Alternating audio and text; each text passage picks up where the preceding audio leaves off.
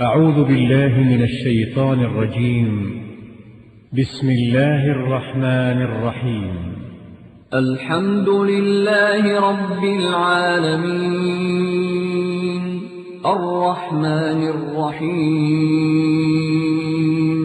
مالك يوم الدين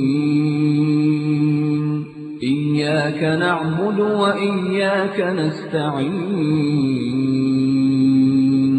اهدنا الصراط المستقيم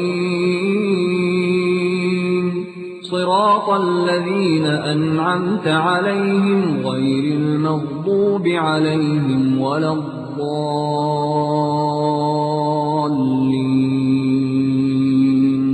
بسم الله الرحمن الرحيم.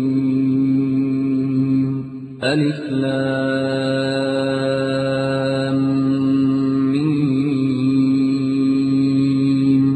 ذلك الكتاب لا ريب فيه هدى للمتقين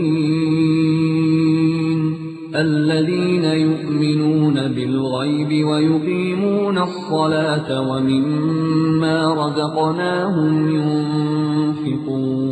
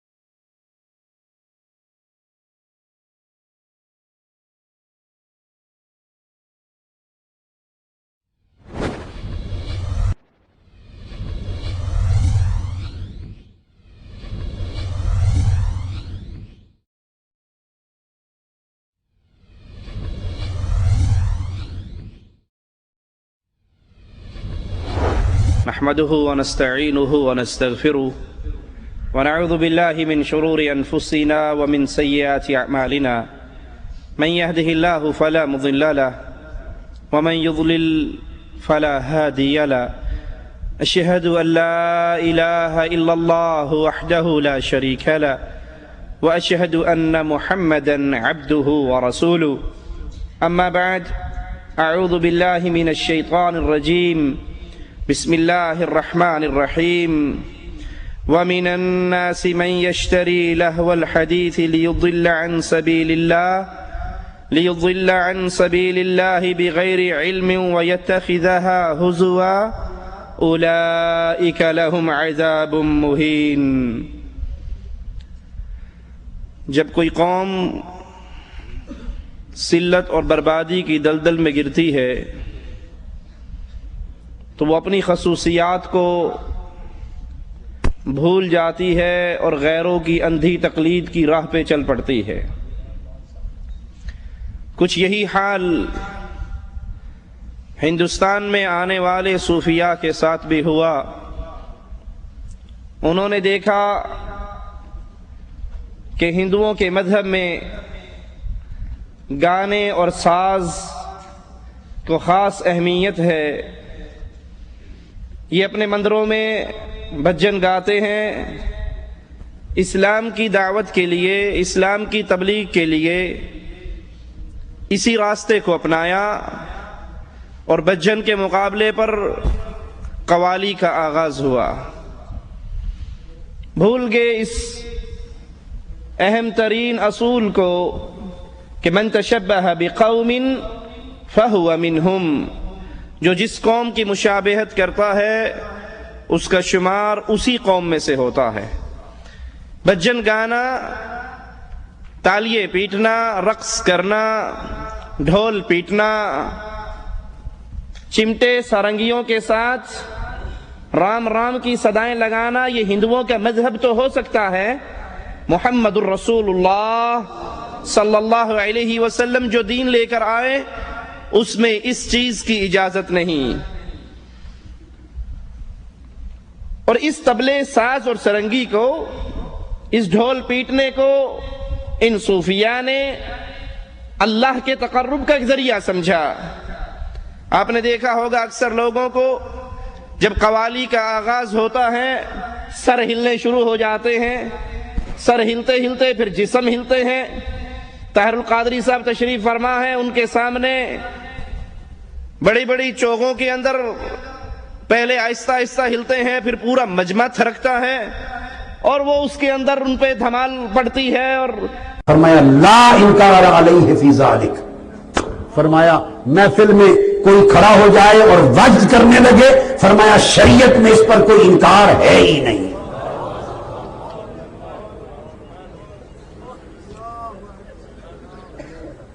لا انکار۔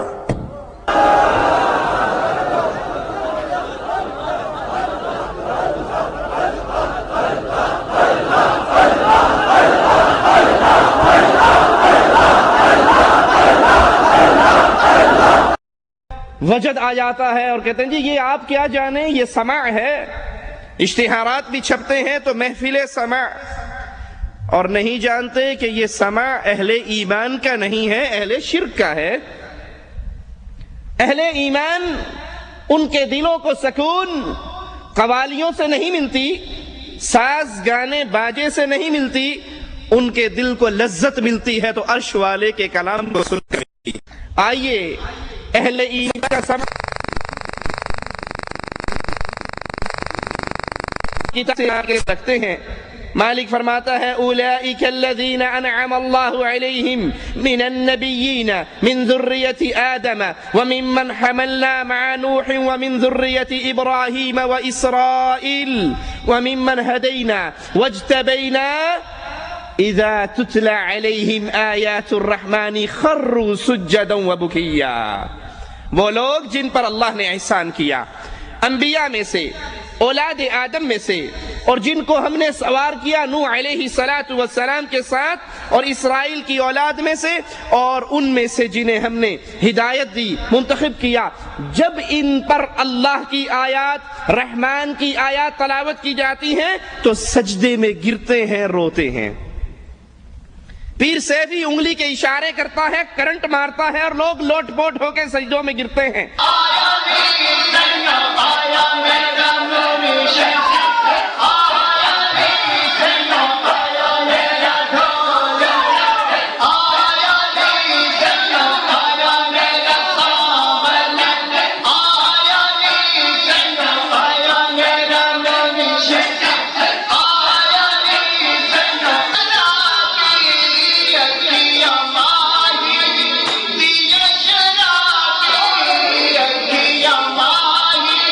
ان سے پوچھا جائے یہ کیا ہے، کہ معرفت دیا گلہ نے تو انہوں کی پتہ لگنا، تم وہابی ہو، معرفت سے بے بہرا ہو۔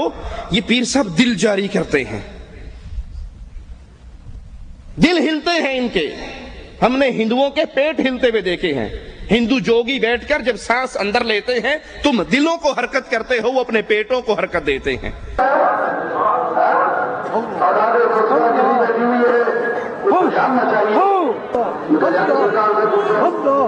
سرکار نے اگر مجھے کہا یہ معاہدہ میں نے کیا ہے، یہ معاہدہ میں نے کیا ہے، اس کے خاتمے کا اعلان میں کر سکتا ہوں یا میری آج کر سکتی ہے، تو میرا دوست ہے۔ امتیاز کو ایکٹیویٹ کرنا۔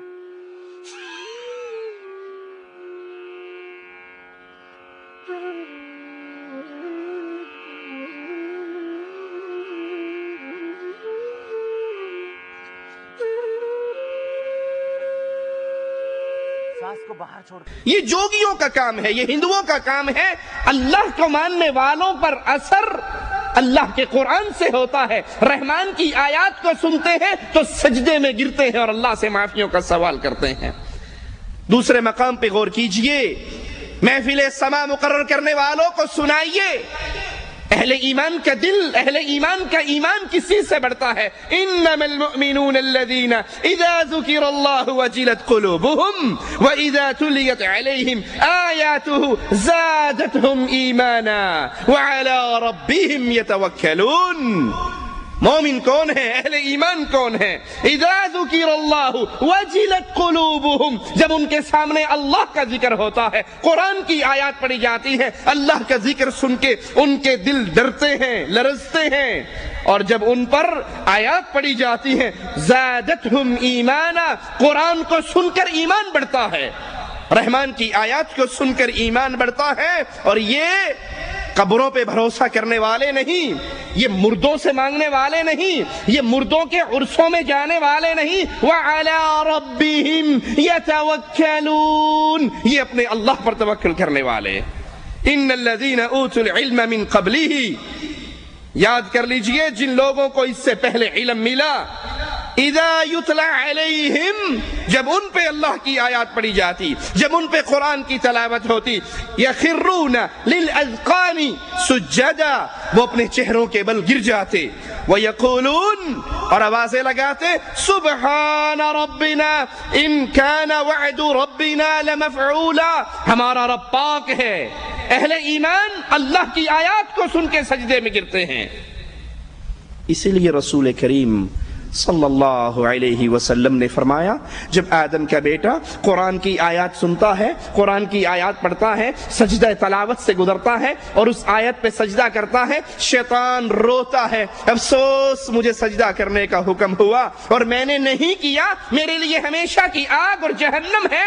آدم کا بیٹا سجدہ کرتا ہے تو اس کے لیے اللہ جنت مقرر کر دیتا ہے.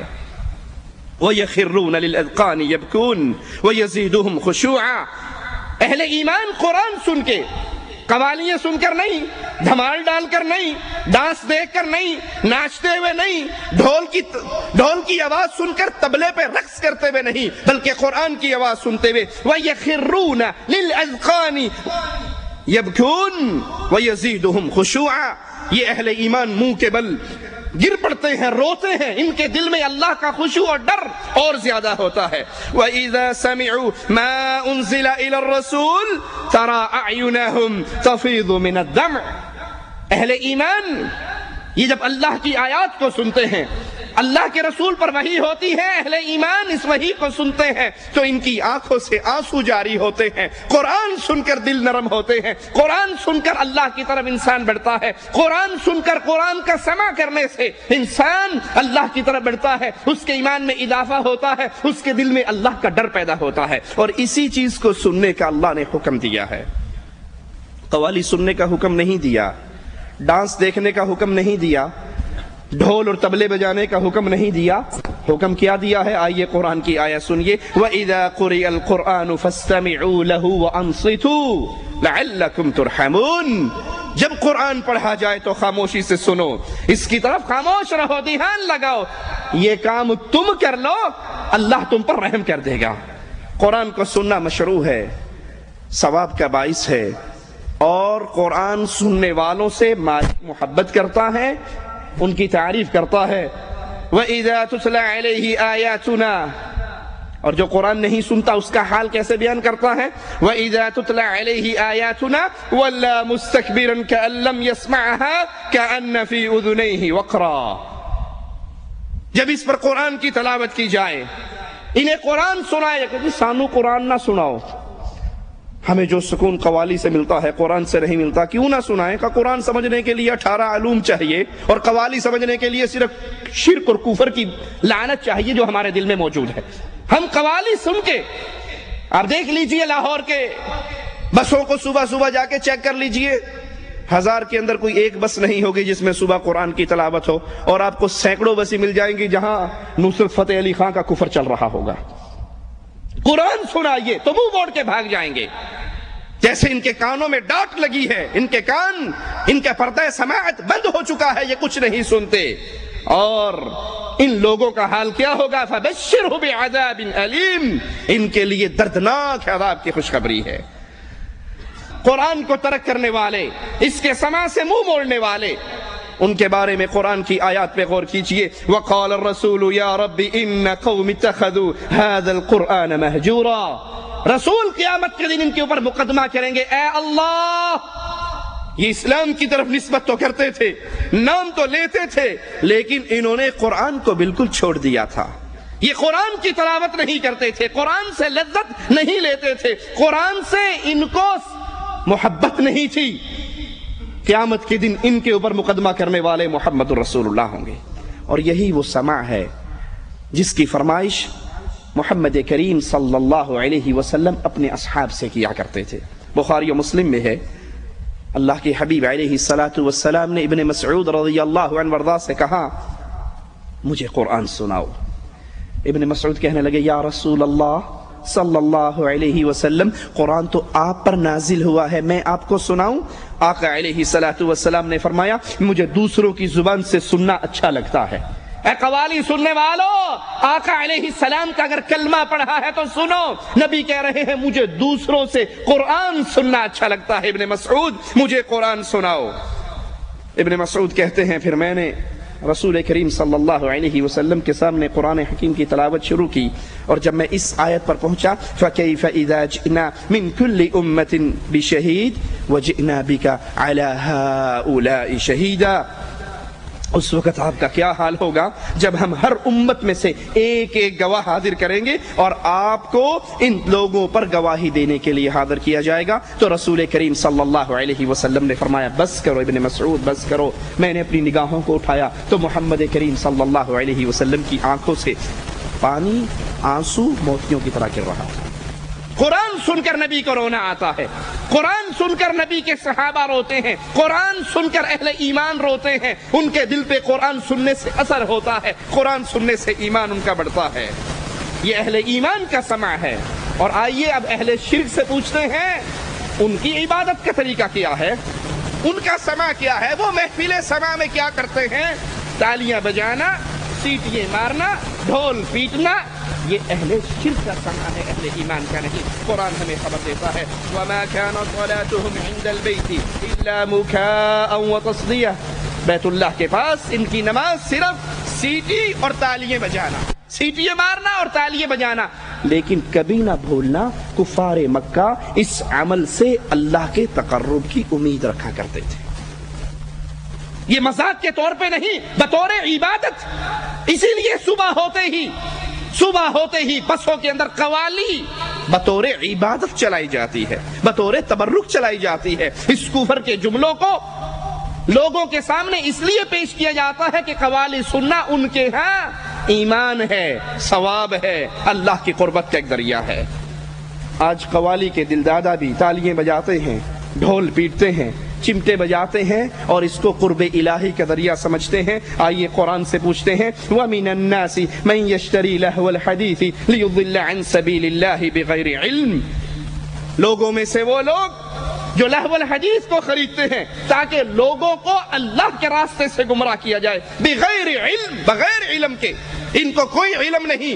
قوالی سننے والا، قوالی گانے والا، قوال اور سامعین، یہ سارے مل کر کوئی ایک حدیث بھی نہیں پیش کر سکتے کہ محمد کریم صلی اللہ علیہ وسلم کے اصحاب کرام نے یہ عمل کیا ہو.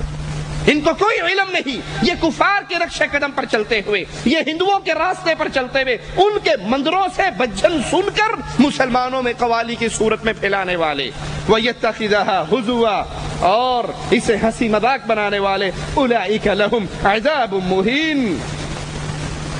یہ وہ لوگ ہیں جن کے لیے دردناک اور رسوا کر دینے والا عذاب ہے. عبداللہ بن مسعود رضی اللہ عنہ سے سوال ہوا کہ آپ لہو الحدیث سے کیا مراد لیتے ہیں، اس کا کیا مطلب ہے؟ تو انہوں نے 3 مرتبہ زور دے کر کہا، اللہ کی قسم اس سے مراد گانا ہے، اس سے مراد گانا ہے، اس سے مراد گانا ہے. عبداللہ بن عباس رضی اللہ عنہما سے پوچھا گیا لہو الحدیث کے بارے میں، تو انہوں نے فرمایا گانا اور راگ یہ گانا، اس سے مراد قرآن کی آیت سے مراد یہ گانا ہے، یہ موسیقی ہے، یہ راگ ہے۔ مسند احمد میں اور ترمذی میں اور ابن ماجہ میں ہے، رسول کریم صلی اللہ علیہ وسلم نے فرمایا گانے والی کو نہ بیچا کرو، گانے والی کو نہ بیچا کرو، نہ انہیں خریدا کرو، نہ انہیں گانا سکھایا کرو، اور ان کی قیمت حرام ہے۔ اور ایسی ہی باتوں کے بارے میں لہو الحدیث کی آیت نازل ہوئی۔ آج قوالی پیٹنے والے، قوالی بجانے والے، قوالی گانے والے، ڈھول سرنگی بجانے والے، قرآن کریم کی یہ آیت ان پر کیسے فٹ ہوتی ہے۔ وَذَرِ الَّذِينَ اتَّخَذُوا دِينَهُمْ لَعِبًا وَلَهْوًا وَغَرَّتْهُمُ الْحَيَاةُ الدُّنْيَا، اور ایسے لوگوں سے بالکل کنارہ کش ہو جائیے، ان کی قوالیاں نہ سنیے، ان کے کفریہ جملوں کو نہ سنیے، ان کی ساز اور موسیقی کو نہ سنیے، بلکہ ان سے کنارہ کشی اختیار کر لو جنہوں نے اپنے دین کو کھیل اور تماشا بنا لیا۔ اللہ کی قسم دے کر پوچھتا ہوں، اس منظر کو آپ اہل شرک کے سامنے، اہل کفر کے سامنے پیش کیجئے، کافروں کے سامنے پیش کیجئے کہ ایک مسلمان بڑی سفید پگڑی باندھ کے بیٹھا ہوا ہے اور انگلی کا اشارہ کر رہا ہے اور پوری مسجد کو کرنٹ لگ رہا ہے، وہ ناچ رہے ہیں، گر رہے ہیں، لوٹ پوٹ ہو رہے ہیں، تو کیا خیال ہے؟ کفار اس کو دیکھ کر اسلام سمجھیں گے؟ کہیں گے یہ کیا کھیل تماشا ہے، اور وہ بھی اللہ کے گھر کے اندر۔ یہ کھیل تماشا نہیں ہے اور کیا ہے؟ سفید لمبی داڑیاں ہیں، طاہر القادری صاحب کی موجودگی میں بابے ہیں، اور ناچ ناچ کے ان کا ایسی تیسی ہو رہی ہے، کوئی رکوع کی حالت میں ناچ رہا ہے، کوئی کھڑا ہو کے ناچ رہا ہے۔ کیا انڈین اداکار ناچیں گے، پاکستان کے اداکار ناچیں گے جو یہ مولوی مسجد میں ناچتے ہیں؟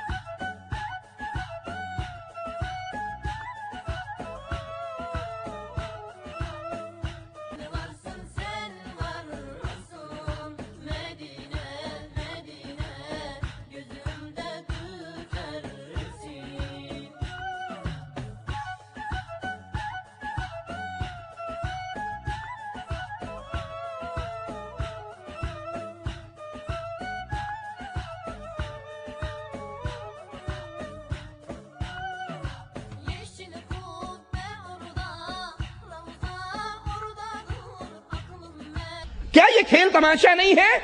کیا قوالی کے نام پر یہ کھیل تماشا مسلمانوں میں داخل نہیں کیا گیا؟ اور قرآن کہہ رہا ہے ان لوگوں سے کنارہ کشی اختیار کر لیجئے جنہوں نے اپنے دین کو کھیل تماشا بنا لیا۔ کھیل کے نام پر کھیلو، اسلام کے نام پر تو کھیل کو اسلام میں داخل نہ کرو۔ یہ کھیل تماشا ہے، یہ جادوگری ہے، یہ تماشا ہے جو اسلام کے نام پر تم نے جاری کیا، اور دنیاوی زندگی نے ان کو دھوکے میں ڈال رکھا ہے۔ کیونکہ آنے والے آتے ہیں، کوئی نذرانہ دے رہا ہے، کوئی سوٹ دے رہا ہے، کوئی بکرے کی نیاز دے رہا ہے، کوئی مٹھی بھر رہا ہے، کوئی ڈائریکٹ اکاؤنٹ میں ڈال رہا ہے. یہ دنیا کی لالچ، یہ دنیا کی پیروں فقیروں کی کمائی آمدنی نے ان کو اندھا کر رکھا ہے. انہی کے لیے دردناک عذاب ہے. اور اس دھمال کو آخرت کے لیے ذریعہ نجات سمجھتے ہیں. پیر نوری بوری لاہور کی بہت بڑی سرکار ہے، اس میز سے لمبے تو ان کے بال ہی ہوں گے. ایک چٹیا ادھر چھٹتی ہے، ایک چٹیا ادھر ہے. بیچارہ بالکل اینڈ ہوا ہوا 80 سال کا ہوگا، اس سے دھمال نہیں ڈالی جا سکتی. تو 2 آدمی ادھر سے اس کے نیچے ہاتھ دیتے ہیں، 2 ادھر سے اس کے نیچے ہاتھ دیتے ہیں، اس کو بڈھے کو زبردستی نچاتے ہیں. اور وہ بیٹھتے کہتا دھمال ڈالو، مولویوں مسجدوں سے نکلو دھمال ڈالو، سنی ہو تو دھمال ڈالو، شیعہ ہو تو دھمال ڈالو، وہابی ہو تو دھمال ڈالو، اور جو دھمال نہیں ڈالے گا اس کی نجات نہیں ہوگی. کہتا میں قسم کھا کر کہتا ہوں، جو دھمال نہیں ڈالے گا اللہ کی قسم قیامت کے دن نہیں بخشا جائے گا.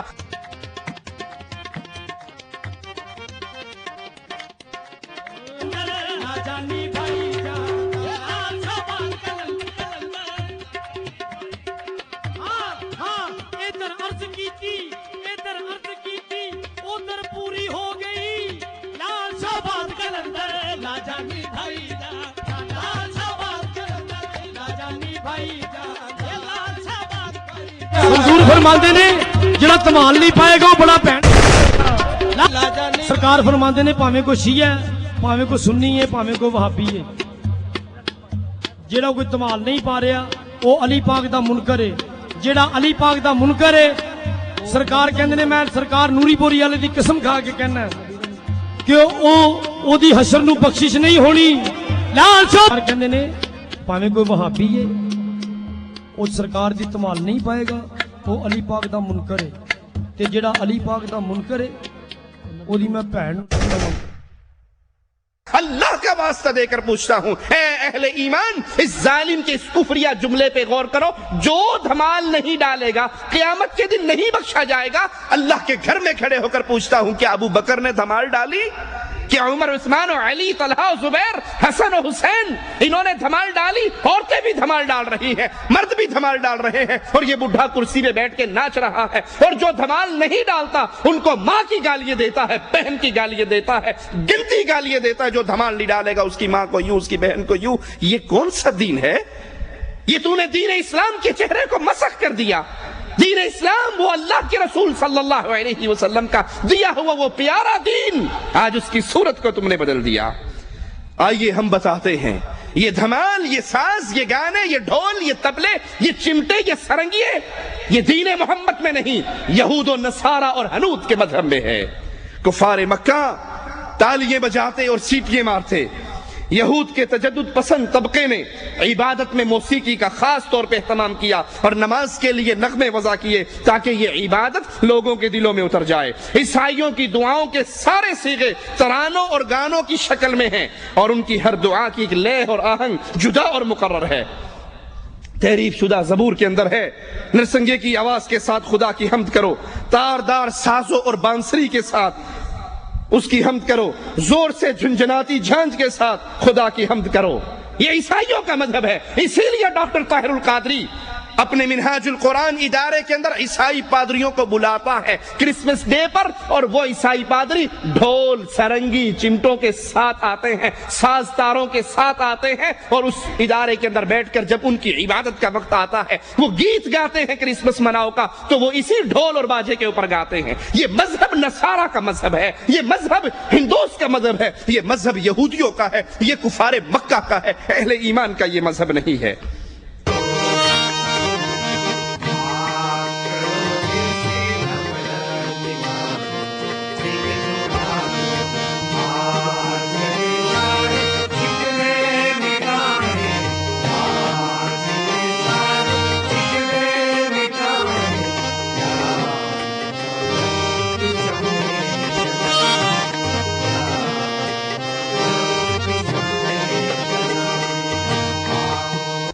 اہل کتاب کی طرح حنوت کی عبادت میں بھی گانے اور موسیقی کی بڑی اہمیت ہے. قوالی کے قائلین حقیقت میں انہی مشرکین سے متاثر ہو کر ان کی اندھی تقلید کر رہے ہیں. موسیقی اور گانے ہندو مذہب کے خمیر میں شامل ہیں. اس نظام میں بنیادی اہمیت رکھتے ہیں۔ ہندو مذہب کے پنڈتوں پروہتوں نے پوجا کرنے والوں میں سوز و گداز پیدا کرنے کے لیے ہمیشہ اس کا سہارا لیا ہے۔ دور رسالت، دور صحابہ، تابعین کا دور، یہ گانا، راگ اور موسیقی کو غیر اسلامی سمجھتا تھا، یہ غیر اسلامی عمل تھا۔ دور صحابہ کے اندر، تابعین کے اندر، رسول کریم صلی اللہ علیہ وسلم کے دور میں، اسی لیے اللہ کے نبی صلی اللہ علیہ وسلم نے جب ایک بانسری کی آواز سنی اور ایک روایت میں ڈھول کی آواز سنی تو اپنے کانوں میں انگلی دے لی۔ عبداللہ ابن عمر نے یہ سنا تو انہوں نے بھی اپنے کانوں میں انگلی دی اور کہا میں نے رسول اللہ صلی اللہ علیہ وسلم کو ایسے ہی کرتے دیکھا۔ شیطان کی آواز کی تفسیر میں ہے کہ یہ شیطان کی آواز گانا ہے۔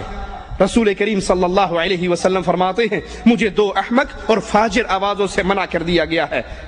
پہلی آواز مزامیر کی، آلات موسیقی کی آواز سے مجھے منع کیا گیا، اور منہ پیٹنے، گریبان پھاڑنے، جہلیت کی صدا لگانے کی آواز سے منع کیا۔ بحقی میں ہے رسول کریم صلی اللہ علیہ وسلم نے فرمایا دو آوازیں دنیا اور آخرت میں ملعون آوازیں ہیں، پہلی آواز مزمار کی آواز، آلات موسیقی کی آواز، اور دوسری مصیبت کے وقت چیخنے اور چلانے کی آواز۔ مسند احمد میں ہے اللہ کے نبی صلی اللہ علیہ وسلم فرماتے ہیں اللہ نے مجھے ساری عالم کے لیے رحمت بنا کر بھیجا اور مجھے حکم فرمایا کہ مزامیر، آلات موسیقی کو میں آگ لگا دوں۔ صحیح بخاری میں ہے رسول کریم صلی اللہ علیہ وسلم نے فرمایا میری امت میں سے بعض لوگ شراب پیئیں گے، اس کا نام کچھ اور رکھ دیں گے، ان کے سروں پہ باجے بجائے جائیں گے اور گانا گالیاں والی گانے گائیں گی، اللہ تعالیٰ ان کو زمین میں دھسا دے گا۔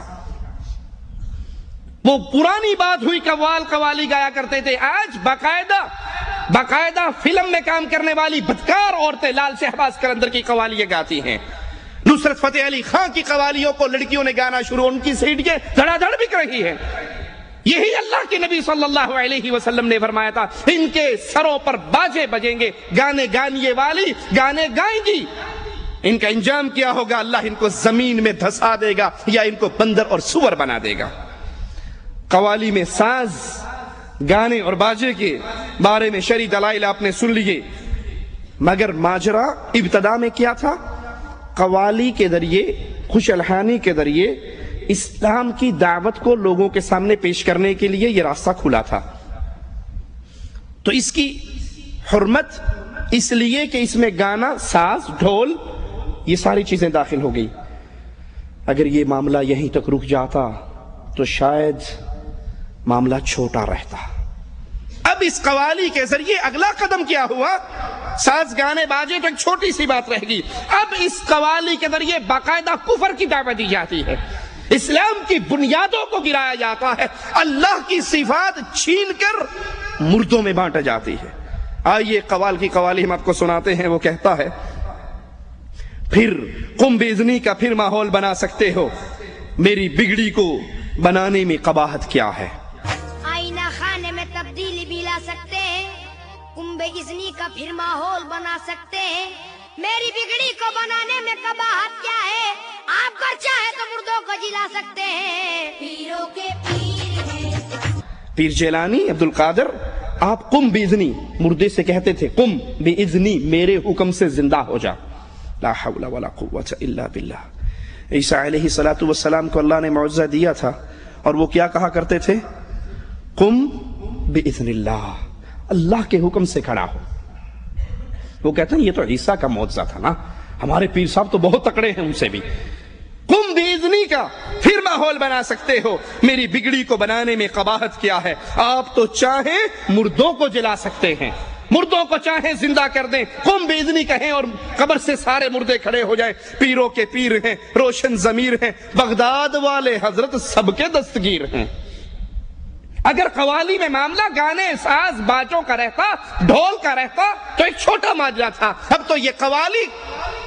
مجھے یاد ہے ایک دفعہ پاکستان میں سفر کر رہا تو اس نے گانے لگائے ہوئے، تو میں نے کہا بھائی اللہ سے ڈرو، یہ گانے حرام ہے، بند کر دیجیے۔ تو اس نے میرے تو دیکھا اچھا مولوی صاحب، اس نے فوراً گانے بند کر کے نصرت فتح علی خان کی قوالی لگا دی۔ میں نے کہا بھائی بات سنو، دوبارہ گانے لگا دو، اس قوالی کو بند کر کے دوبارہ گانے لگا دو۔ مولوی صاحب آپ کہہ رہے ہو گانے لگا دو؟ میں نے کہا ہاں، وہ جو گانے تھے نا وہ گناہ تھا، اب جو تم نے لگایا ہے یہ کفر اور شرک ہے، اس کو سننے سے انسان کا ایمان برباد ہو جائے گا اگر وہ راضی ہو جائے اور اگر اس پہ خاموش رہے اور اس کے خلاف اس کے دل میں نفرت نہ آئے۔ یہ تو کفر تم نے لگایا، یہ تو میرے رب کو گالیاں دینے والا ہے۔ آئے گی اس کی قوالیوں کا ذکر آگے آئے گا۔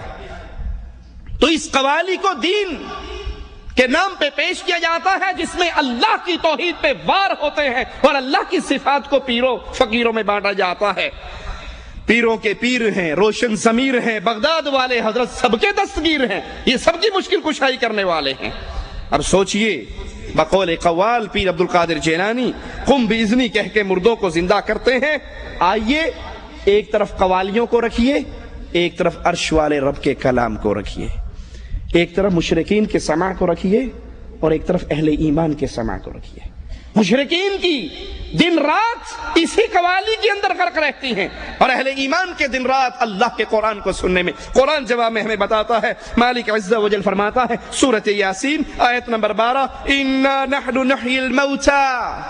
قوال کہتا ہے اے پیرانے پیر قم باذنی کہہ کر پھر آپ ماحول وہی بنا سکتے ہو مردوں کو زندہ کرنے کا، لیکن قرآن ہمیں خبر دیتا ہے نحن نحیی الموتى۔ اے لوگوں یاد کر لو، اللہ فرما رہا ہے مردوں کو ہم زندہ کرنے والے ہیں۔ کفار نے آ کر کہا تھا ہڈی کو ہاتھ میں لے کر نبی کے سامنے کہ یہ ہڈی تو مٹی بن گئی، اس کو اللہ کیسے زندہ کرے گا؟ کہا جس اللہ نے تجھے پانی کے گندے نطفے سے پیدا کر لیا وہ اللہ اس ہڈی سے دوبارہ بھی پیدا کر سکتا ہے۔ انا نحن نحیی الموتى، مردوں کو ہم زندہ کرتے ہیں۔ اور دوسرے مقام پہ غور کیجئے، قالوا یا ویلنا من بعثنا من مرقدنا، وہ کہیں گے کس نے ہمیں ہماری قبروں سے اٹھا دیا؟ هذا ما وعد الرحمن، یہ اللہ کا وہ وعدہ تھا جو آج پورا ہو گیا۔ لیکن یہاں مردوں کو زندہ کرنے کی ساری اختیار اور کنٹرول ان پیروں اور فقیروں میں دے کر کہا جا رہا ہے کہ یہ مردوں کو زندہ کر لیتے ہیں، اور قرآن ہمیں اس کے انکار میں بتا رہا ہے کہ نہیں، مردوں کو زندہ کرنے والا اللہ ہے۔ ایک اور مقام پہ غور کیجئے، کیف تکفرون باللہ وکنتم امواتا، اے اللہ کے ساتھ کفر کرنے والوں، اے یہ مالک کی صفات اپنے مردوں پیروں میں بانٹنے والوں، قرآن کی آیت پہ کاش تم نے غور کیا ہوتا، کیف تکفرون باللہ، تم کیسے اللہ کے ساتھ کفر کرتے ہو، وکنتم امواتا، تم مردہ تھے، فاحیاکم، اللہ نے تمہیں زندگی دی، ثم یمیتکم، پھر اللہ تمہیں موت دے گا، ثم یحییکم، پھر اللہ تمہیں زندہ کرے گا۔ موت دینے والا بھی اللہ، نہ پیر جیلانی زندگی دے سکتے ہیں، نہ پیر جیلانی کسی کو مار سکتے ہیں، یہ جھوٹ ہے تم لوگوں کے سامنے پیش کرتے ہو۔ کہا جی آپ نے نہیں ماننا، وہ جو ہمارے پیر صاحب تھے نا اسلام آباد والے، گولڈے والی سرکار، وہ گولڈے والی سرکار گولڈا اسٹیشن پر آئے تھے، ایئر گن ان کے ہاتھ میں تھی، ایئر گن انگریز کے ہاتھ میں تھی، تسبیح پیر صاحب کے ہاتھ میں تھی۔ پیر صاحب نے پوچھا اس انگریز سے یہ گن کیا کرتی ہے؟ اس نے لوڈ کیا، چھرا ڈالا، اوپر پرندہ بیٹھا تھا، نشانہ لیا، مارا، نیچے گرا، مر گیا۔ انگریز نے پوچھا یہ تسبیح کیا کام کرتی ہے؟ ٹرانسلیٹر تو تھا وہاں پہ کیا؟ اس انگریز کو پنجابی کس نے سکھائی؟ پنجابی کو انگریزی کس نے سکھائی؟ خیر چھوڑو اس کو۔ کہا بابا جی یہ تسبیح کیا کام کرتی ہے؟ کہا تو نے مار دیا نا، مر گیا نا، ڈیڈ باڈی ہو گئی۔ کہا ہاں۔ تسبیح پکڑی، اس کے اوپر رکھی، وہ زندہ ہو کے پھر پرواز کر کے درخت پہ جا کے بیٹھ گیا۔ سننے والے نعرہ رسالت، لا حول ولا قوت الا باللہ۔ اور مالک خبر دے رہا ہے ثم یمیتکم ثم یحییکم، اللہ تمہیں موت دے گا پھر اللہ تمہیں زندہ کرے گا۔ نہ پیر گولڑا زندہ کر سکتا ہے، نہ ڈولے شاہ زندہ کر سکتا ہے، نہ بغداد والا کر سکتا ہے، نہ اجمیر والا، نہ لاہور والا، نہ ملتان والا، کوئی زندہ نہیں کر سکتے۔ یہ خود مرے ہیں، اموات غیر احیاء وما یشعرون ایان یبعثون، یہ تو خود مردہ ہے، ڈیڈ باڈی ہے، ان کو اپنے اٹھائے جانے کا بھی معلوم نہیں ہے کب اٹھایا جائے گا۔ لیکن قوال صاحب کیا کہتے ہیں؟ ذرا بھی دیر کرتے نہیں تم بگڑی بنانے میں، سخی تم ہو یہی مشہور ہے زمانے میں۔ کرم پرور احمد علی بس اتنی سی تمنا ہے، جگہ مجھ کو بھی مل جائے تمہارے آشیانے میں، مجھے اپنے ہی رنگ میں رنگ دو صابر۔ ذرا بھی دیر تم کرتے نہیں بگڑی بنانے میں، سخی تم ہو یہی مشہور ہے سارے زمانے میں۔ करम परवर अली अहमद बस इतनी सी तमन्ना है, जगह मुझको भी मिल जाए तुम्हारे शामियाने में, मुझे अपने ही रंग में रंग दो साबिर। کہ تم کرم کرنے والے ہو صابر، تم بگڑی بنانے والے ہو، جو بگڑ جائے تم بنا دیتے ہو، کسی کی قسمت خراب ہو تم اس کی ٹھیک کر دیتے ہو، کسی کی قسمت میں اولاد نہیں ہے تو تم عطا کر دیتے ہو۔ اس قوال کے ان کفریہ جملوں کو سامنے رکھیے اور عرش والے کے کلام کو سنیے۔ قل افریتم ما تدعون من دون اللہ، تم جن کو بھی اللہ کے علاوہ پکارتے ہو، وہ بغداد والا ہو یا صابر پیا ہو یا کوئی اور پیا ہو، ان ارادنی اللہ بضر هل هن کاشفات ضرہ، قرآن کا چیلنج سنیے، آواز اپنے دلوں میں بٹھائیے۔ قل، اے نبی کہو ان کو، تم جن کو بھی اللہ کے علاوہ پکارتے ہو، ان ارادنی اللہ بضر، اگر اللہ مجھ پہ کوئی مصیبت اتارنا چاہے، اگر اللہ مجھ پہ کوئی غم اتارنا چاہے، میرا بیٹا ابراہیم، نبی کا بیٹا ابراہیم نبی کی گود میں دم توڑتا ہے، نبی کی پیار کرنے والی زوجہ خدیجہ فوت ہوتی ہیں، نبی کے چچا حمزہ شہید ہوتے ہیں، ابو طالب کلمہ پڑھنے سے انکار کرتے ہیں، یہ غم یہ دکھ آتے ہیں، طائف میں پتھر پڑتے ہیں، زخمی ہوتے ہیں، زمین پہ گرتے ہیں، احد کے اندر آپ گڑھے میں گرتے ہیں، ماتھا پھٹتا ہے، یہ سارے غم اور دکھ آتے ہیں۔ ان ارادنی اللہ بضر، اگر اللہ کوئی مصیبت اتارنا چاہے، هل هن کاشفات ضرہ، کیا یہ پیر، یہ بابے، یہ حضرت، یہ شیخ جن کو تم کرم پرور سمجھتے ہو، جن کو تم دستگیر مانتے ہو، جن کو تم کرم کرنے والا مانتے ہو، جن کو تم بگڑی بنانے والا مانتے ہو، قرآن کا چیلنج ہے، اللہ کی اتاری ہوئی مصیبت کو یہ ٹال سکتے ہیں؟ او ارادنی برحمت هل هن ممسکات رحمتی، اللہ اگر کسی پہ رحمت کرے کیا یہ اللہ کی رحمت کے درمیان رکاوٹ بن سکتے ہیں؟ قل حسبی اللہ، اہل ایمان کا ایک ہی آوازہ، قل حسبی اللہ، مجھے میرا اللہ کافی ہے، علیہ یتوکل المتوکلون، بھروسہ کرنے والے اسی پہ کرتے ہیں۔ قرآن حکیم کے دوسرے مقام پہ غور کیجئے، امن یجیب المضطر اذا دعاہ، کون ہے جو مصیبت کے اندر پھنسے ہوئے کی مصیبت کو دور کرے؟ کسی کی بگڑی بنانے والا کون؟ قرآن کا سوال، قوال کا جواب صابر پیا بگڑیاں بناتے ہیں، بغداد والے دستگیر ہیں، اور قرآن پوچھ رہا ہے امن یجیب المضطر اذا دعاہ، کون ہے کوئی مصیبت میں پھنس جائے؟ یونس علیہ السلام مصیبت میں پھنسے مچھلی کے پیٹ میں، فرشتوں نے کہا یہ بندہ معروف ہے، اس کی آواز معروف ہے، جہاں سے پکار رہا ہے وہ جگہ غیر معروف ہے، اور مالک نے کہا اگر یہ مجھے مچھلی کے پیٹ سے نہ پکارتا، لوگ قیامت کے دن قبروں سے نکل کر آتے، یہ مچھلی کے پیٹ سے نکل کر آتا۔ کون ہے جو مصیبت میں پھنسے ہوئی کی بگڑی بنا دے، اس کی دستگیری کر دے، وَيَكْشِفُ السُّوءَ، اس کی مصیبت کو دور کر دے۔ أَإِلَٰهٌ مَّعَ اللَّهِ، کیا اللہ کے علاوہ کوئی اور مشکل کشا ہے؟ کیا اللہ کے علاوہ کوئی اور دستگیر ہے؟ کیا اللہ کے علاوہ کوئی اور کرم کرنے والا ہے؟ أَمَّن يَهْدِيكُمْ فِي ظُلُمَاتِ الْبَرِّ وَالْبَحْرِ، خشکی اور تری میں، اندھیروں میں سے تمہیں نکالنے والا کون ہے؟ غیر اللہ کو پکارنے والوں، پیروں کو دستگیر کہنے والوں، مولا علی مشکل کشا میری کشتی پار لگا دینا کی قوالی کہنے والوں، قرآن کی آواز پہ غور کرنا۔ امن یہدیکم فی ظلمات البر والبحر، تمہیں کون ہدایت دیتا ہے؟ وہ قوال کہتا ہے جی آپ نے وہ کفار مکہ تھے جن کی کشتی پھنسی تھی، انہوں نے اللہ کو پکارا تھا اور اللہ نے ان کی کشتی پار لگا دی تھی۔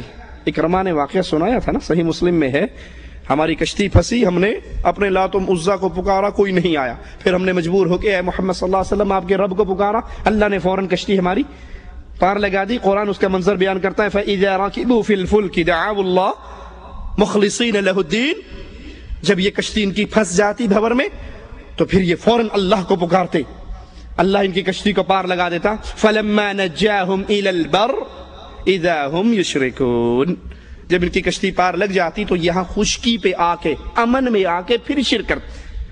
لیکن آج کے دور کا مشرک، اللہ کی قسم کھا کر کہتا ہوں، رب کے گھر میں کھڑے ہو کر کہتا ہوں، اس دور کے مشرک سے بڑا مشرک ہے۔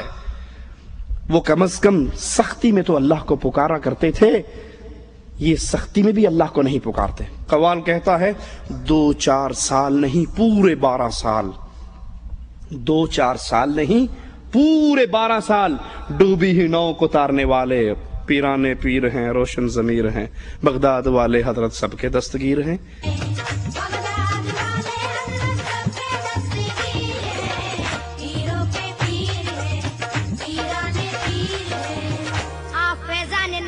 ہے لٹانے والے، سب کے دکھ درد میں ہر وقت کام آنے والے.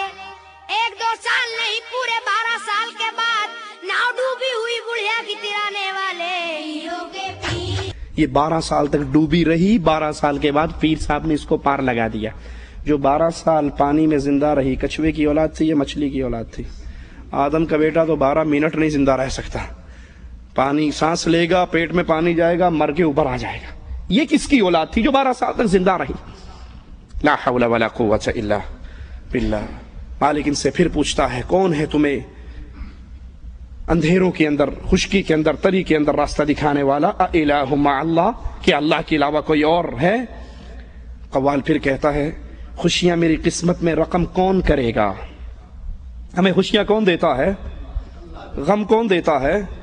غم اور خوشی اللہ کی طرف سے آتی ہے. اور یہاں قوال قوالی کے نام پر، جو دین کے نام پر لوگوں میں سنائی جاتی ہے، مکمل اللہ کا انکار کرتے ہوئے کہتا ہے خوشیاں میری قسمت میں رقم کون کرے گا؟ سب دور میرے رنج و علم کون کرے گا؟ آس لگی آپ سے بغداد کے والی، اب آپ کے علاوہ کرم کون کرے گا؟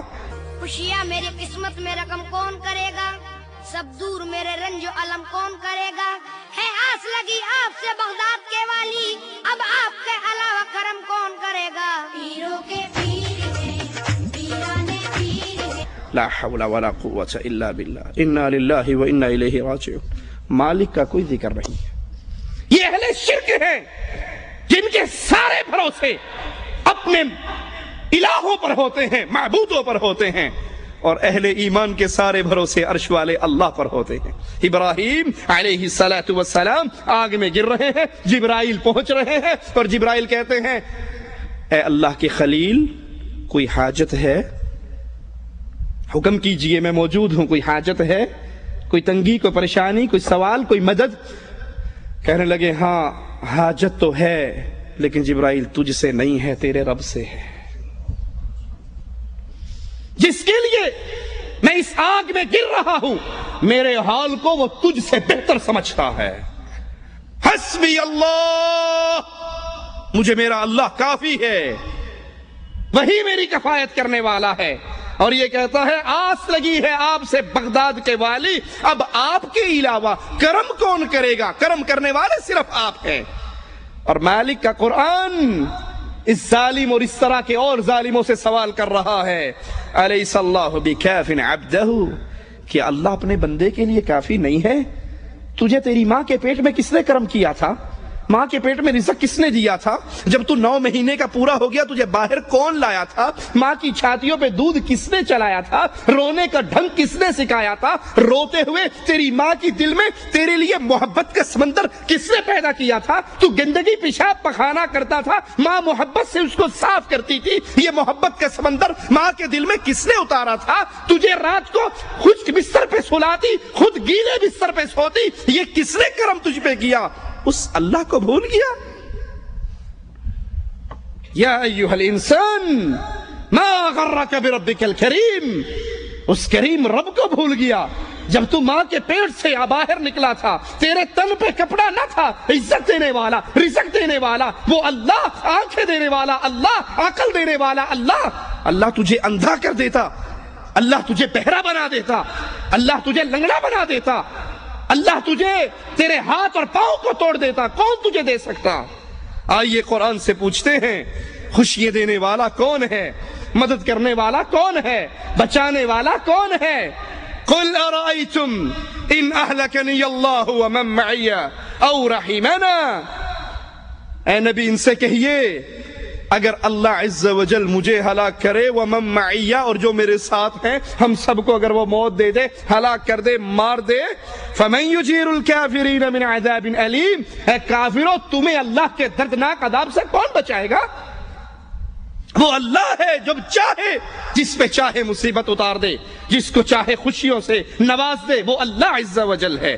قل هو الرحمن، کہہ دیجئے وہ اللہ ہے، خوشیاں دینے والا بھی اللہ، غم بھی آتے ہیں تو مالک کی طرف سے، شفائیں بھی آتی ہیں تو اللہ کی طرف سے، رزق بھی آتا ہے تو اللہ کی طرف سے۔ آمنا بہ، ہم اس اللہ پر ایمان لے کر آئے، وعلیہ توکلنا، اسی اللہ پر ہم نے بھروسہ کیا، ہمارے مردوں پر بھروسے نہیں ہے، ہمارے اجمیر اور حجمیر پر بھروسے نہیں ہے، ہمارے بھروسے رحمان پر ہیں، رحیم پر ہیں، عظیم پر ہیں، عزیز پر ہیں، وہ ہمارا اللہ ہے، ہمارے سارے بھروسے اس اللہ پر ہیں۔ فستعلمون من هو فی ضلال مبین، قیامت کا دن آنے والا ہے، ان قریب وہ دن آنے والا ہے، وہ گھڑی آنے والی ہے جب دودھ کا دودھ اور پانی کا پانی ہو جائے گا، تمہیں نظر آ جائے گا کہ گمراہ کون تھا۔ آج تو اہل ایمان کو تم تانے دیتے ہو، اگر کوئی توحید کی بات کرے یہ وہابی ہے، گستاخ ہے، قیامت کے دن یہ فیصلہ ہونے والا ہے، ہدایت پر کون تھا اور گمراہی پر کون تھا۔ قل ارأیتم ان اصبح ماؤکم غورا، کیا تم نہیں دیکھتے اگر تمہارے پانی کو اللہ گہرا لے جائے، اس زمین کے پانی کو خشک کر دے، فمن یأتیکم بماء معین، کون ہے تمہارے لیے چشموں کا پانی جاری کرنے والا؟ اللہ اس پانی کو سکھا دے، کون ہے تمہارے اس پانی کو باہر لانے والا؟ قرآن حکیم کے ایک اور مقام پہ غور کیجئے اور اس قوال کے کفریہ جملوں کو اپنے سامنے رکھیے۔ مالک فرماتا ہے قل ارأیتم ان جعل اللہ علیکم اللیل سرمدا، پوچھئے اے نبی، قل کہہ دیجئے ان کو، ارأیتم ان جعل اللہ علیکم اللیل سرمدا، اگر یہ رات جو تھوڑی دیر کے لیے آتی ہے تم اس میں سکون لیتے ہو، نیند پوری کرتے ہو، اپنا جسم کو توانائی دیتے ہو، اگر اللہ چاہے اس رات کو لمبا کر دے الی یوم القیامہ، قیامت تک یہ رات لمبی ہو جائے، سورج نہ نکلے، من الہ غیر اللہ یأتیکم بضیاء افلا تسمعون، اگر یہ رات اللہ لمبی کر دے، کون ہے تمہارا وہ الہ جو سورج کی روشنی کو لے کر آئے؟ کوئی پیر، کوئی بابا، کوئی حضرت، کوئی شیخ، کوئی مرشد، کوئی دستگیر، کوئی خواجہ، کوئی ہے ایسا جو اس رات کے اندھیروں کو چیر کے دوبارہ روشنی لے آئے؟ قل ارأیتم ان جعل اللہ علیکم النہار سرمدا الی یوم القیامہ من الہ غیر اللہ یأتیکم بلیل تسکنون فیہ افلا تبصرون، اللہ اس سورج کو ہی لمبا کر دے، اس روشنی کو قیامت تک کے لیے پھیلا دے، کون ہے جو رات کے اندھیرے لے کر آئے تاکہ تم اس میں سکون حاصل کرو اور آرام کر سکو۔ وَمِن رَحْمَتِهِ وَمِن رَحْمَتِهِ، یہ اللہ کی رحمتیں ہیں، یہ اللہ کی رحمتیں ہیں۔ بغداد والے والی پہ نظریں لگانے والوں، یہ بغداد والا بھی اللہ کی رحمتوں کا محتاج تھا، اور اگر یہ کچھ کر سکتا تو بغداد کے اوپر گرنے والے بمبوں کے رخوں کو تو موڑ دیتا، بغداد میں مسلمانوں کے بہتے ہوئے خون کو تو روک دیتا، بغداد میں مسلمانوں کے اوپر ہونے والے ظلم و ستم کی چکیوں کو تو چلنے نہ دیتا۔ کہتے ہیں جی آپ نے نہیں ماننا ہوئے جو گستاخ وابی، وہ جب 65 کی جنگ لگی تھی نا، انڈیا کے طیارے آئے تھے راوی کا پل توڑنے کے لیے، لاہور والی سرکار ساوا چولا پہن کے وہاں کھڑی ہو گئی تھی، اوپر سے بم گرتے تھے، وہ کیچ کر کے دریا میں ڈال دیتے تھے، ایک بھی بم پل پہ نہیں گرنے دیا اور سارا پل بچارا انڈیا کو شکست ہو گئی۔ ہم نے کہا جی بالکل مان لیتے ہیں سرکار آپ کی بات کی، لیکن جب 71 میں جنگ لگی تھی، یہ تیرے ابے کا ختم پڑھنے گیا تھا کیا؟ تب کہاں تھا؟ جب بنگلہ دیش ٹوٹا تھا تب کہاں تھا؟ تب یہ کہاں گئے ہوئے تھے؟ کسی کی قوالی پڑھنے گئے ہوئے تھے کیا؟ تب مدد کیوں نہیں کی؟ مدد آتی ہے تو اللہ کی طرف سے، آزمائش آتی ہے تو اللہ کی طرف سے۔ وَمِن رَحْمَتِهِ جَعَلَ لَكُمُ اللَّيْلَ وَالنَّهَارَ لِتَسْكُنُوا فِيهِ وَلِتَبْتَغُوا مِن فَضْلِهِ وَلَعَلَّكُمْ تَشْكُرُونَ۔ سنو، یہ اللہ کی رحمت ہے، رحمت کرنے والا اللہ ہے، یہ اللہ کی رحمت ہے جس نے تمہارے لیے رات کو سکون کے لیے بنایا، دن کو رزق کی تلاش کے لیے بنایا تاکہ تم اس اللہ کا شکر ادا کرو۔ ایک اور قوال کہتا ہے، خواجہ اجمیری کو رازق قرار دینے کی ناکام کوشش کرتے ہوئے کہتا ہے، میں سنی عقیدت والا ہوں، اے تو کیوں مجھ سے جلتا ہے، ایک میں کیا سارا زمانہ خواجہ کے در پہ پلتا ہے۔ میں سنی عقیدت والا ہوں، اے تو کیوں مجھ سے جلتا ہے، ایک میں کیا سارا زمانہ بھی میرے خواجہ کے در پہ پلتا सिक्का चलता है।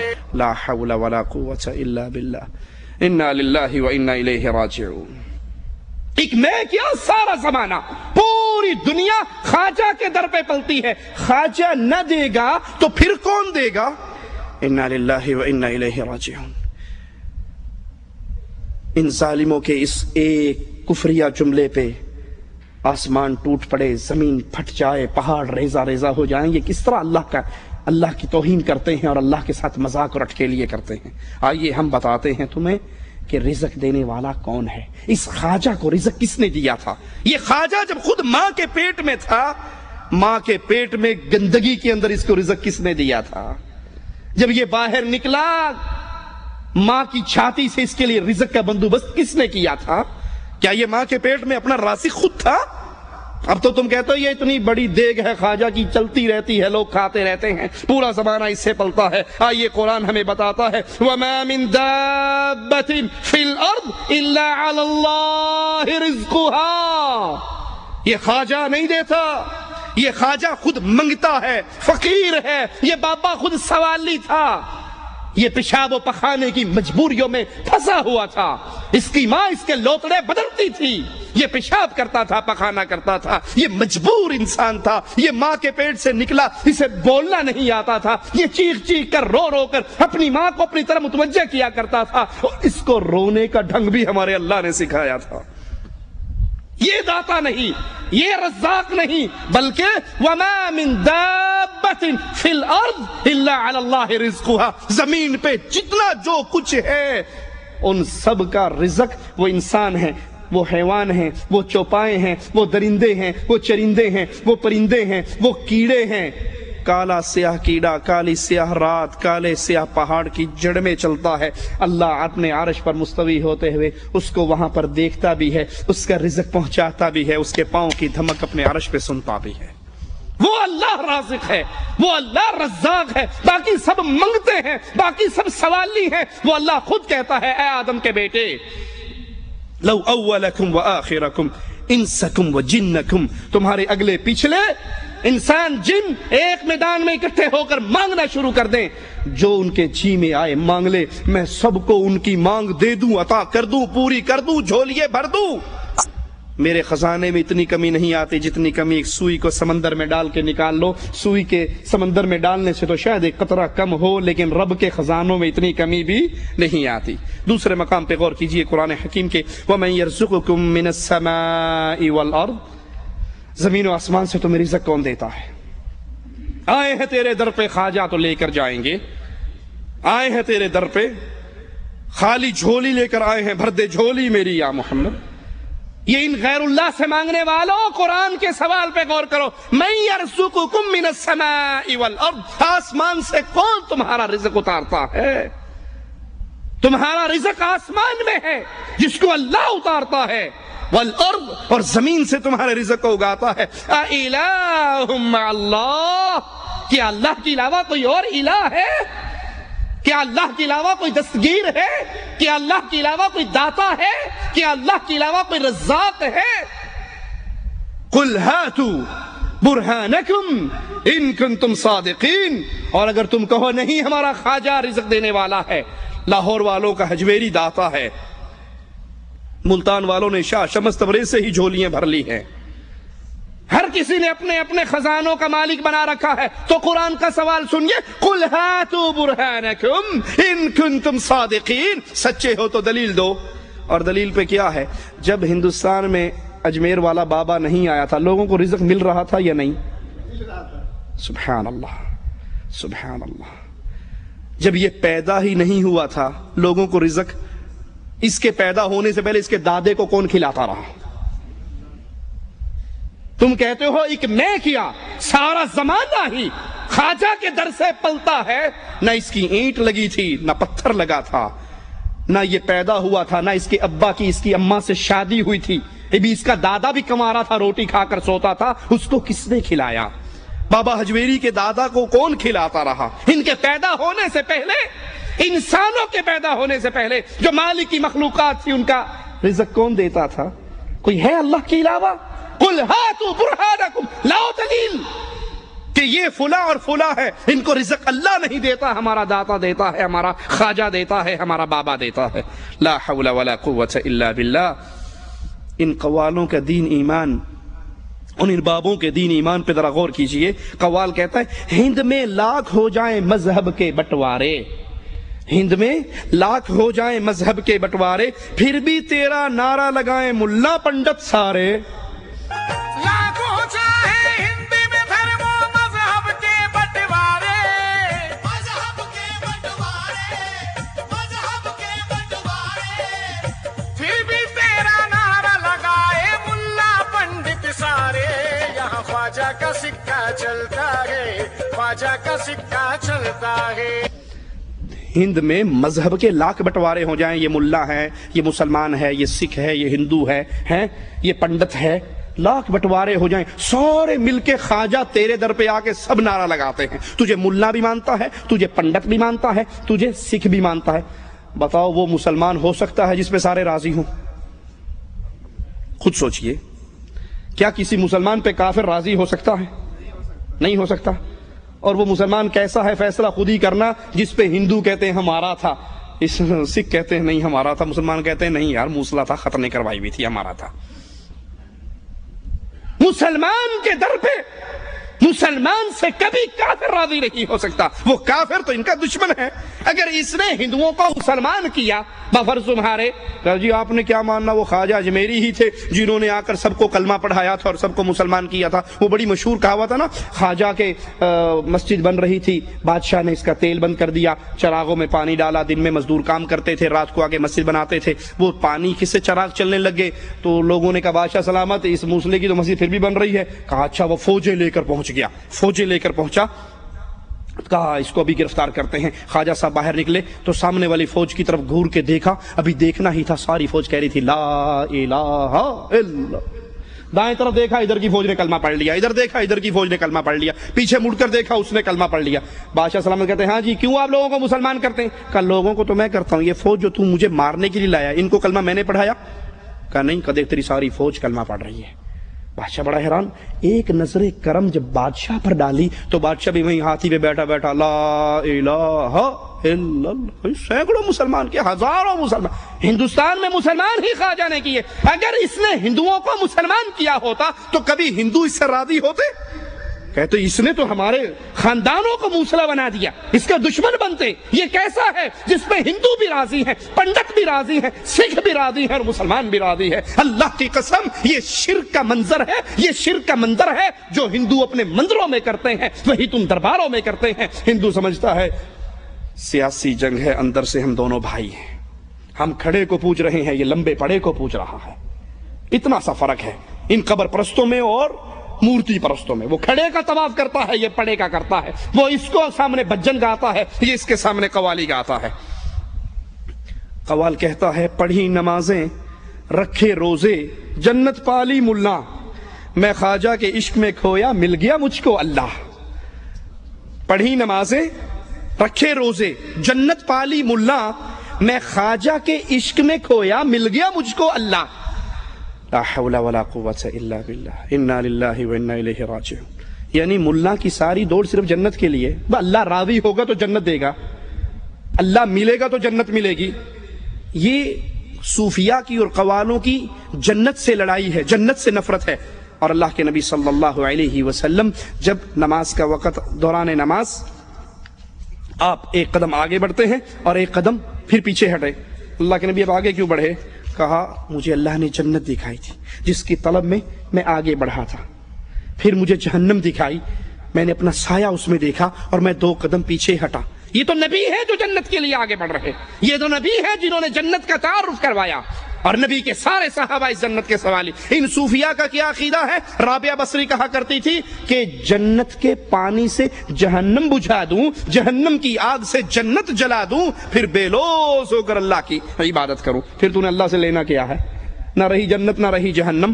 نمازوں اور روزوں کی توہین کرتے ہوئے کہتا ہے پڑھی نمازیں روزے رکھے روزے جنت پالی ملا، میں خواجہ کے عشق میں کھویا مجھ کو مل گیا اللہ۔ تو یہ خواجہ کے عشق میں کھونے کا طریقہ رسول اللہ صلی اللہ علیہ وسلم نے اپنے صحابہ کو کیوں نہیں سکھایا کہ چھوڑو نمازیں روزے؟ کیوں تم روزے رکھ رہے ہو, کیوں تم نمازیں پڑھ رہے ہو, نبی جہاد پہ جا رہے ہیں. اور کفار سے مقابلہ ہے. صحابہ کہتے ہیں اللہ کے نبی ہم جہاد پہ جا رہے ہیں, پتہ نہیں کس ٹائم ہمارا کفار سے ٹاکرا ہو جائے, اور ہم روزے سے ہیں تو کیوں نہ ہم افطار کر لیں, عصر کے بعد کا وقت ہے. نبی صلی اللہ علیہ وسلم دودھ کا پیالہ پی کے روزہ افطار کر لیتے ہیں. یہ سفر کے اندر بھی روزہ رکھ کے نبی جا رہے.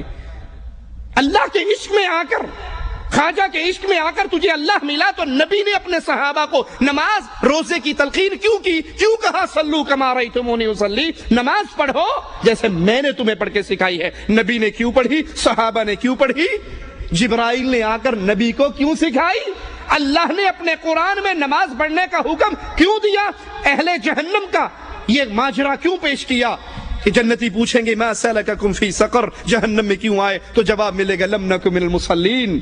یہ سارے بے نماز قوال اسی جہنم میں پڑے ہوں گے جو کہیں گے لم نک من المصلین, ہم لوگوں سے کہا کرتے تم نماز پڑھو, ہمیں صرف اسی عشق میں رہنے دو. صحیح بخاری میں ہے, اس نمازوں سے کیا ملتا ہے سنیے. صحیح بخاری میں ہے, اللہ کے نبی فرماتے ہیں بندہ فرائض کے ذریعے اللہ کے قریب ہوتا ہے, اور پھر نوافل ادا کر کے اللہ فرماتا ہے بندہ میرے اور قریب ہو جاتا ہے, یہاں تک کہ میں اس کا ہاتھ بن جاتا ہوں. کس طرح قریب ہوتا ہے اللہ کے, فرائض کے بعد نوافل کے ذریعے بندہ اللہ کے قریب ہوتا ہے. اور یہ ظالم کہتے ہیں پڑھی نمازیں رکھے روزے جنت پالی ملا, ہم تو خواجہ کے عشق میں جا کر اللہ سے ملے ہیں. بڑی نمازیں روزے رکھے جنت پالی ملا, میں خواجہ کے عشق میں کھویا مل گیا مجھ کو اللہ اللہ, یا خواجہ کا سکہ چلتا ہے. انا للہ و انا الیہ راجعون.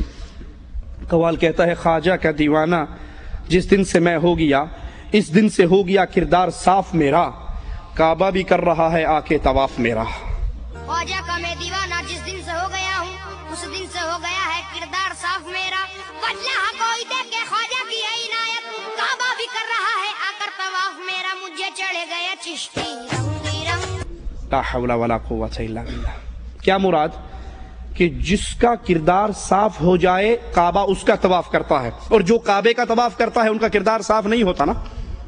جو کعبے کا طواف کرتے ہیں ان کا کردار صاف, کیونکہ اگر کردار صاف ہو جائے گا تو کعبہ خود تمہارا طواف کرے گا. حشت بہشت ایک کتاب ہے جس کے اندر رابعہ بصری کا قصہ لکھا ہے کہ رابعہ بصری ایک پیر صاحب جب دین کی طرف آئے, 2 قدم چلتے 2 رکعت پڑھتے, 2 قدم چلتے 2 رکعت پڑھتے, پتہ نہیں کتنے سال تک چلتے چلتے مکہ شریف پہنچے. جب بیت اللہ میں داخل ہوئے تو آگے بیت اللہ ہی نہیں تھا. پوچھا لوگوں سے بھی میں تو اتنے سال 2 رکعتیں پڑھ کے شکرانے ادا کرتے ہوئے پہنچا ہوں, بیت اللہ کہاں گیا؟ کہا ادھر کو گیا ہے. پیچھے پیچھے گئے, دیکھا تو جنگل کے اندر رابعہ بصری درخت سے ٹیک لگا کر بیٹھی اور بیت اللہ اس کا طواف کر رہا. پوچھا رابعہ بصری بڈھی یہ کیا کرتی ہے؟ کہا سن, تو کعبے کی نیت سے آیا تھا, تجھے کعبہ نہیں ملا, میں اللہ کی نیت سے آئی تھی تو اللہ نے خود کعبے کو میرے پاس بھیج دیا. خواجہ کا دیوانہ جس دن سے میں ہو گیا, اس دن سے ہو گیا کردار صاف میرا, کعبہ بھی کر رہا ہے آ کے طواف میرا. جب ان کے کہتے بقول ان قوالوں اور صوفیوں کے جب کردار صاف ہو جاتا ہے تو کعبہ ان کا طواف کرتا ہے, جب تک کردار صاف نہیں ہوتا یہ کعبے کا طواف کرتے ہیں. ابراہیم خلیل اللہ کا کردار صاف تھا یا نہ تھا؟ انہوں نے کعبہ بنا کے طواف کیا یا نہ کیا؟ اسماعیل علیہ السلام نے کیا, محمد علیہ السلام نے کیا, آپ کے صحابہ نے کیا. نعوذ باللہ ان میں سے کسی کا کردار صاف نہیں تھا. کعبہ تمہارا تو طواف کرے, آدھی کیلنڈری رابعہ بصری کا طواف کرے. اے دنیا شرک, میرے ایک چھوٹے سے سوال کا جواب دے دو. جب محمد کریم 1400 صحابہ کو لے کر عمرے کی غرض سے آئے تھے اور حدیبیہ کے مقام پہ روک دیا گیا تھا اور آپ اپنے سفیروں کو بھیج رہے تھے, سیدنا عثمان کو بھی بھیجا تھا, عثمان جاؤ اہل مکہ سے کہو ہم جنگ کی نیت سے نہیں آئے, ہم تو بیت اللہ کا طواف کرنے کے لیے آئے ہیں. کفار مکہ نے کہا تھا, قریشیوں نے کہا تھا عثمان تجھے اجازت ہے, تو جا کر بیت اللہ کا طواف کر سکتا ہے. اور سیدنا عثمان نے کہا تھا اللہ کی قسم میں اس وقت تک بیت اللہ کا طواف نہیں کروں گا جب تک محمد میرے ساتھ نہیں ہوں گے صلی اللہ علیہ وسلم. رابعہ بصری کے لیے تو یہ کعبہ گیا, اس قوال کے لیے تو کعبہ آیا, کعبہ نے اس کا طواف کیا. محمد علیہ السلام کے طواف کے لیے کعبہ کیوں نہیں آیا؟ چلو محمد علیہ السلام کچھ کلومیٹر دور تھے نا, حدیبیہ کے مقام پہ تھے, یہ تو عثمان مکہ کے اندر موجود تھے. اور ان سے بڑھ کر کردار کس کا صاف ہوگا جس کو رسول کریم نے بے بہا مرتبہ کہا تھا، اور ایک مرتبہ تو یہاں تک کہا تھا قد یا عثمان ما ضر عثمان ما عمل بعد اليوم قط، آج کے بعد جو جی میں آتا ہے کرو، تیری جنت کی گارنٹی ہو گئی ہے۔ اس کعبے نے آ کر اس عثمان کا طواف کیوں نہیں کیا کہ عثمان انکار کر رہے ہیں میں اپنے نبی کے بغیر طواف نہیں کروں گا، تو کعبہ خود ہی طواف کر لیتا کہ تو میرا نہ کر میں تیرا کر رہا ہوں، درجہ بلند ہو گیا۔ انا للہ و انا الیہ راجعون۔ قوال کہتا ہے میلے میں تیرے گھومنے آتے ہیں فرشتے، میلے میں تیرے گھومنے آتے ہیں فرشتے، ہاں وہ گھومنے آتے ہیں، انتظار میں ہوتے ہیں اللہ کا کب اجازت ملے تو اسی پر کوڑے برسائیں اللہ کے عذاب کے۔ میلے میں تیرے گھومنے آتے ہیں فرشتے، لیکن آج تک کسی نے دیکھا بھی نہیں ہے، تو خبر تجھے بی بی سی والوں نے دی کیا؟ میلے میں تیرے گھومنے آتے ہیں فرشتے لیکن آج تک کسی نے دیکھا بھی نہیں ہے، آنکھ والا ہی دیکھے تیرا جلوہ میرے صابر۔ میلے میں تیرے گھومنے آتے ہیں فرشتے، میلے میں تیرے گھومنے آتے ہیں فرشتے، لیکن کسی نے آج تک دیکھا بھی نہیں ہے، آنکھ والا ہی دیکھے تیرا جلوہ میرے صابر۔ اب یہ بتاؤ جب کسی نے دیکھے بھی نہیں تو کیا قرآن میں خبر ہے کہ صابر پیا کے میلے میں فرشتے آتے ہیں؟ قرآن میں اس کی خبر، رسول کریم نے بھی اس کی خبر نہیں دی۔ دو ہی ہمارے پاس ایسے ہیں نا جو غیب کی خبر، یا اللہ کا قرآن یا اللہ اپنے رسول کے ذریعے وحی کر کے بتاتا ہے، تیسرا ذریعہ تو نہیں۔ اب دنیا میں تم کہتے ہو کسی نے دیکھا بھی نہیں، پھر یہ خبر کہاں سے ملی؟ وہ کہتے ہیں جی معرفت کی باتیں آپ کو سمجھ نہیں آ سکتی۔ آپ نے دیکھا ہو اکثر عید میلاد پہ بڑی خوبصورت کرسی سجی ہوئی ہوتی ہے، انڈیا پاکستان میں جب میلاد کا جشن ہوتا ہے تو کرسی بڑی پیاری خوبصورت بنا کے خالی پڑی رہتی ہے۔ کسی سے پوچھو بھائی یہ کرسی کیوں ہے؟ کہا آپ کو نہیں پتا، یہاں اللہ کے رسول نے آ کر بیٹھنا ہے، یہ ان کے لیے سجی ہے۔ وہ ایک ہمارا جیسا کوئی گیا ہوا تھا، اس نے کہا سر یہ کرسی کیوں سجی ہوئی؟ کہا بھی اللہ کے رسول صلی اللہ علیہ وسلم آئیں گے، اور پھر وہ درود پڑھتے نا، آگے تاج والے کا، اچھا جب آئیں تو ذرا مجھے بھی دکھا دینا، میں بھی دیکھوں گا اپنے نبی صلی اللہ علیہ وسلم کو، دیکھ کر صحابی کا شرف پالوں گا۔ کہا نہیں تو وہابی گستاخ ہے، تیری آنکھ دیکھنے کے قابل نہیں ہے۔ اس نے کہا اچھا ٹھیک ہے میری آنکھ بڑی گستاخ ہے، میں اپنی آنکھیں بند کر لوں گا، میرا ہاتھ لگوا دینا کہ اللہ کے نبی صلی اللہ علیہ وسلم بیٹھے۔ میلے میں تیرے گھومنے آتے ہیں فرشتے لیکن آج تک کسی نے دیکھا بھی نہیں ہے، آنکھ والا ہی دیکھے تیرا جلوہ میرے صابر۔ وہ پاکستان کا ایک جھوٹا نبی کذاب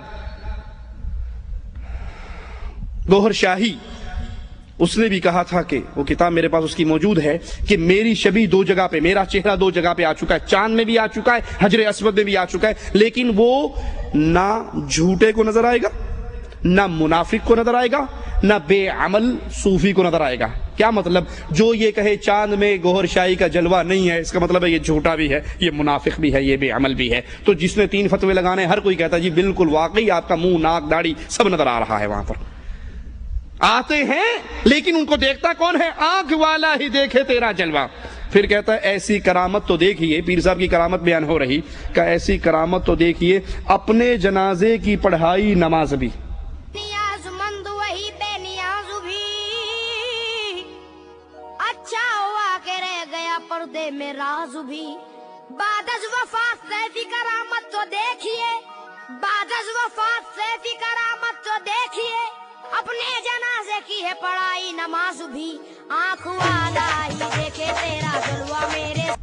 مر بھی گیا، اس کو غسل ہو گیا، استنجا ہو گیا، کفن ہو گیا، لوگوں نے اس کی لاش اٹھا لی، چل پڑے، اور جب جنازے کی لاش رکھ دی تو نماز کے لیے امام صاحب کی جگہ پہ خود ہی آگے ہو گیا، اللہ اکبر، اللہم اغفر لے حیینا و میتنا، مجھے بھی اور اس کو بھی دونوں کو معاف کر دے۔ اپنے جنازے کی خود نماز پڑھی، اتنی بڑی کرامت اس کی، مرا ہوا بھی یہ ہے اور زندہ بھی یہ ہے۔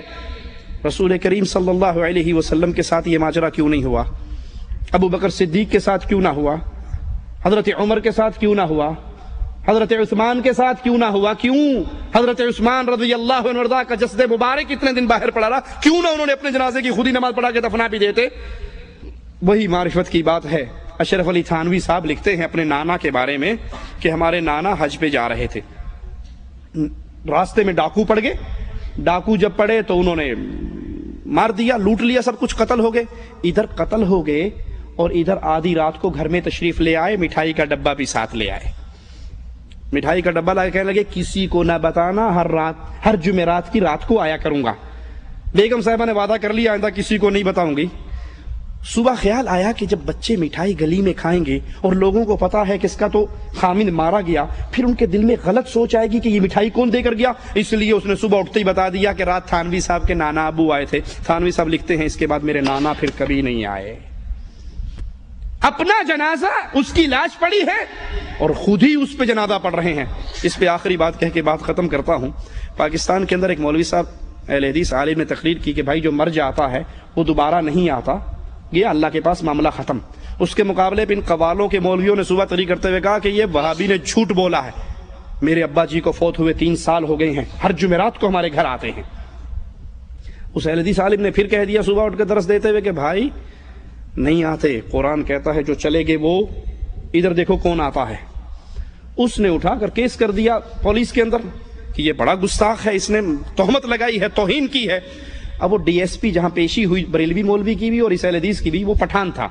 اس نے اہل حدیث کو خوب رگڑا لگایا، جاتے اس پہ چڑھائی کر دی. تجھے شرم نہیں آتی مولوی صاحب؟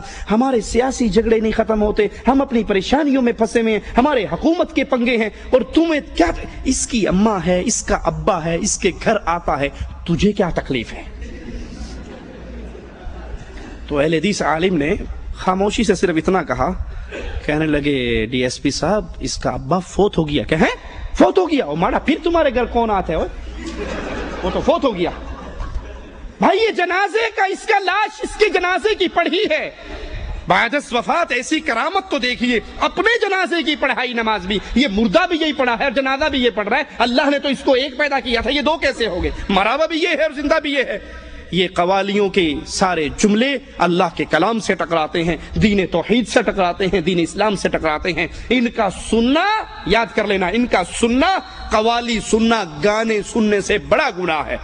گانا سننا بھی گناہ ہے، بہت بڑا گناہ ہے، لیکن قوالی، گانا سننا صرف گناہ ہے، اور قوالی انسان کو کفر اور شرک تک لے جا سکتی ہے. اللہ نے توفیق دی تو باقی قوالیوں کے حوالے سے جو عقیدے ان کے ہیں انشاءاللہ پھر کسی مجلس میں کریں گے. اقول قولی ھذا واستغفر اللہ لی ولکم ولسائر المسلمین فاستغفروہ انہ ھو الغفور الرحیم.